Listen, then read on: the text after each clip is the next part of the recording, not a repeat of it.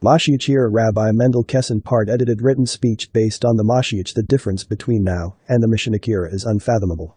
If you think you have an inkling, you are incredibly mistaken. I will tell you one chazal in the Midrash Rabbah at the end of Kahels. It says, the Torah of Moshe Rabbeinu, which is everything we know, Bavli, Yerushalmi, Midrash, Mekilta, Teshuvas, everything, is Hevel, Luft, air, compared to the Torah of the MoShiach. Air. That's how insubstantial it is. Its surface. The Torah of the MoShiach is comparatively substantial. That's what the earth will be filled with the knowledge of God means. Participant, thank you. The second question is, you mentioned the possibility of the MoShiach coming in this year of Shemitah. Rabbi Mendel Kessin, yes, because the Gemara, in Sanhedrin, says that the MoShiach comes at the end of Shemitah, which is what, in 3 months, but then you mentioned 2030, that it's a possibility. Rabbi Mendel Kessin, the coming of MoShiach Ben-Yosef is a process. He's a real person, but he doesn't just, suddenly, appear.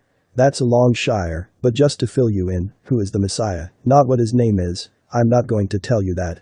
What kind of person is he? He is somebody that you would never recognize, and there's a midrash about his suffering for the sins of the Jews, suffering terribly. What happens to him? There's a pasuk, verse in Yeshayahu, Isaiah, Pasuk Bes, verse 52, towards the end, which says, Hein Yaskal Avdi, behold, my servant will grow wise.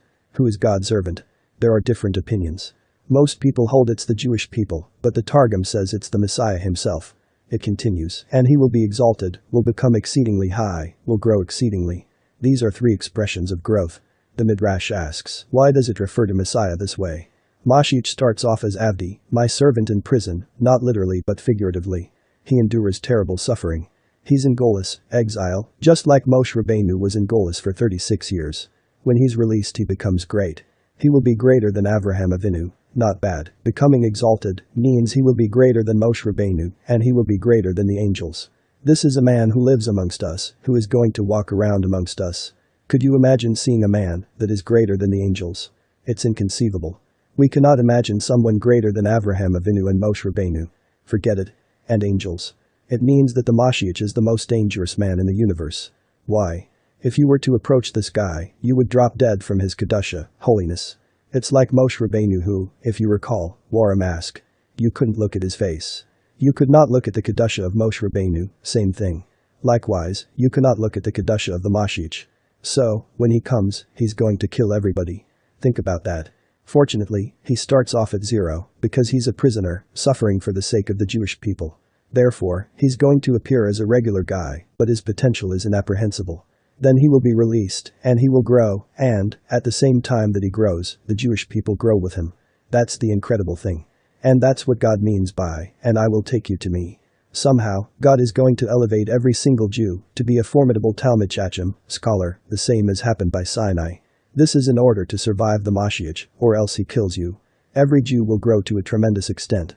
How that will happen is unknown, but the MoShiach will grow, and we will grow with him, so we can survive. God has to change the Jewish people. God is not going to bring the MoShiach to the Jewish people who are at the 49th level of Tumah, even though he did that by Moshe Rabbeinu. God had to, because their fall into the 50th was imminent. The MoShiach is greater than Avraham Avinu, than Moshe Rabbeinu, and greater than the angel, Gabriel. And MoShiach is a human being. This is what the redemption is. We are looking at a time when we cannot imagine the greatness of every Jew. You won't even be able to recognize yourself. You won't. You don't realize what you will become. That's the final redemption.